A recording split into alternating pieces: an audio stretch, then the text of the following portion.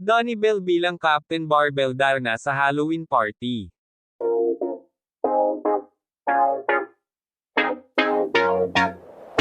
Ang lakas maka-Angel Locsin, Richard Gutierrez ng Oren ni Bel Mariano, Donnie Pangilinan, sa ginanap na Halloween party, ang Shake, Rattle and Ball, The Alamat Exhibition Gala.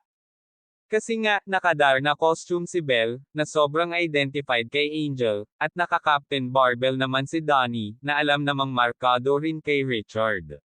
Super cute na matching moment nga raw markang paywa yun ng Dunbel, at sana nga raw ay palagi silang ganon. At syempre, wish din nila na after ilang taon, ang dalawa rin ang gumanap sa mga naturang karakter. Sana nga raw ay maribot ang Darna at Captain Barbell, at ibigay sa dalawa, dahil ngayon pa lang, caring-carry na nila. Pero syempre, dapat pagtrabahuhan muna ng Dunbel ang mga karakter na markang paywa yun. Dapat makita rin sa mga katawan nila ang improvement. Si Belle, kailangan pa niyang pag-aralan ang matitinding fight scene na pinagdaanan ni Angel noon.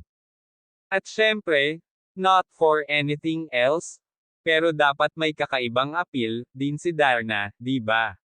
Si Donnie, bagamat malaki na rin ang katawan, at may mga muscle, at super athletic din naman, kailangan din niyang i-polish pa ang skills niya sa pakikipagbakbakan. At di ba nga, known talaga si Captain Barbell sa pagkakaroon ng malalaking dibdib, braso, dahil sa pagbubuhat ng mabigat na bakal. At syempre, dapat din nilang paghandaan ang mga super pasaksing costume, if ever na gawin nila ang Darna at Captain Barbell. Pero sa totoo lang, ngayon pa lang ay nakikiliti na ang imahinasyon ng mga fans sa kanila.